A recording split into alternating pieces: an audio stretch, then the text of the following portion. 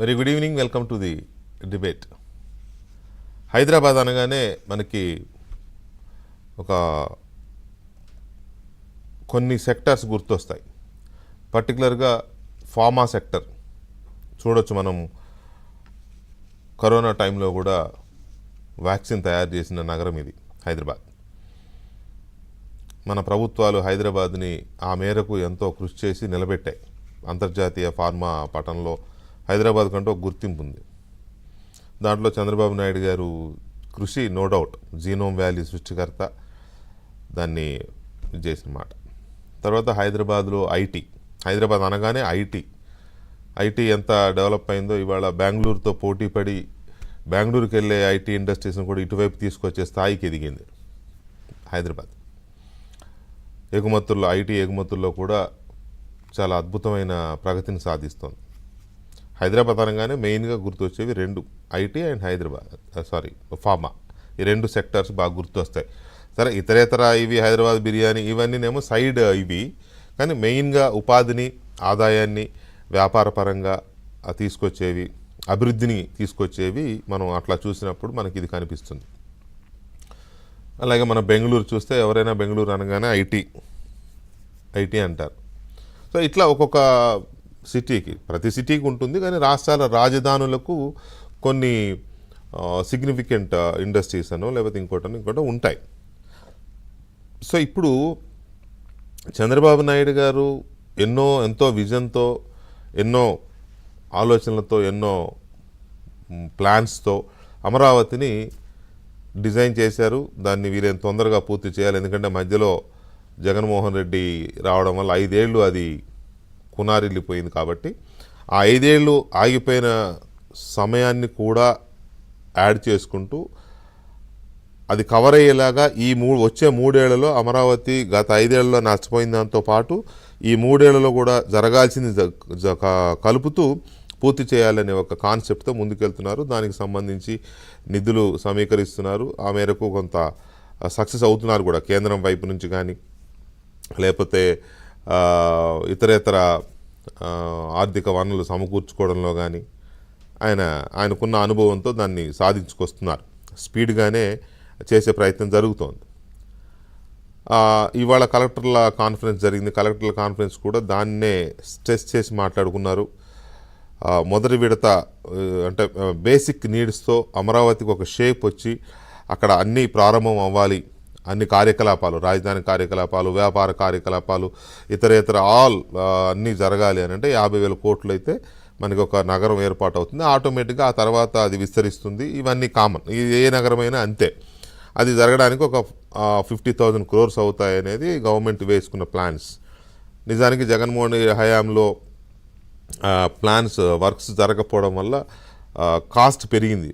దాని construction cost కానీ ఇతరేతర cost అంతా కూడా ఎస్టిమేషన్ కాస్ట్ అన్నీ పెరిగిపోయాయి. అదంతా బడ్డెని పడినా సరే వెనక్కి తగ్గే లేదు అని చెప్తున్నారు. రైట్, అది కూడా బాగుంది. తర్వాత నిన్న చెప్పారు, సిఆర్డీఏ మీటింగ్ జరిగింది నిన్న. దాంట్లో 15,000 కోట్లు, మొత్తం 20,000 కోట్ల రూపాయల వరకు పనులకు ఇప్పటికీ అనుమతులు జరిగిపోతున్నాయి.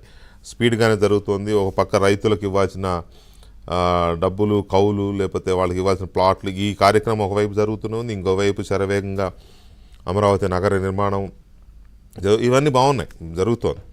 అయితే ఏంటి యుఎస్పి, ఏంటి అమరావతి యుఎస్పి ఏంటి? యూనిక్ సెల్లింగ్ పాయింట్ అంటాం కదా. యుఎస్పి అనే పదం ఎందుకు వాడాల్సి వస్తుంది అని అంటే, చంద్రబాబు నాయుడు గారు అమరావతిని కాన్సెప్ట్ని లేకపోతే అమరావతిని గుర్తించిన రాజధాని అని అన్న మొదటి రోజు నుంచి ఆయన చెప్తున్నది ఏంటి అంటే, ఇది సెల్ఫ్ సస్టైనింగ్ సిటీ అవుతుంది, ఇది ఒక సెల్ఫ్ సస్టైనింగ్ క్యాపిటల్ అవుతుంది. దీన్ని కాస్త ట్రాక్ మీదకి తీసుకొచ్చి వదిలేస్తే దాని వనరులు అదే సమకూర్చుకుంటూ రాష్ట్రాన్ని కూడా పోషించే స్థాయికి వస్తుంది. హైదరాబాద్ ఎలాగైతే ఇవాళ తెలంగాణ ఒక కీలకమైన ఆర్థిక వనరుగా ఉందో ఆ స్థాయిలో ఇది ఒక 4-5 ఏళ్లలోనే ఇది ఆ స్థాయికి వచ్చేస్తుంది, రెవెన్యూ తీసుకొచ్చే స్థాయికి అని. రెవెన్యూ తీసుకురావాలంటే డెఫినెట్గా ఏదో ఒక పర్టికులర్ సెక్టర్కి అది ఐకాన్ అయి ఉండాలి. ఇప్పుడు మనం అనుకున్న హైదరాబాద్కి ఎలాగైతే మనం ఐటీ అండ్ ఇది అనుకున్నాము, ఐటీ ఫార్మా తప్ప హైదరాబాద్లో ఇంకేమీ లేవు అంటే ఉన్నాయి, అవి వేరు.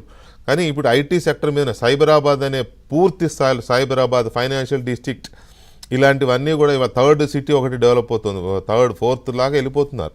ఓఆర్ఆర్ అయిపోయింది, ఇప్పుడు ఇంకొక అవుటర్ ఇంకొక రింగ్ రోడ్ కూడా ప్లాన్ చేసే స్థాయికి వచ్చేసి విస్తరణ హైదరాబాద్.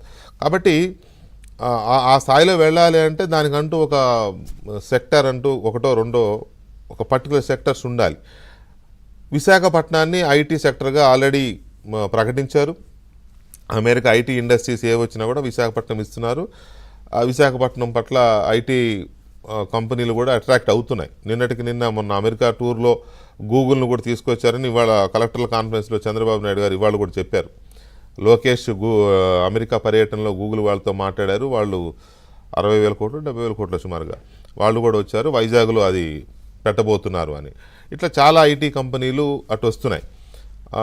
ఇండస్ట్రీస్ అంతా రాయలసీమ వైపు, అది శ్రీ సిటీ కావచ్చు, లేకపోతే కర్నూలు కావచ్చు, అనంతపూర్ కావచ్చు, ఇటువంటి వాటి వైపు ఇవన్నీ కూడా రాయలసీమ వైపు వెళ్తున్నారు.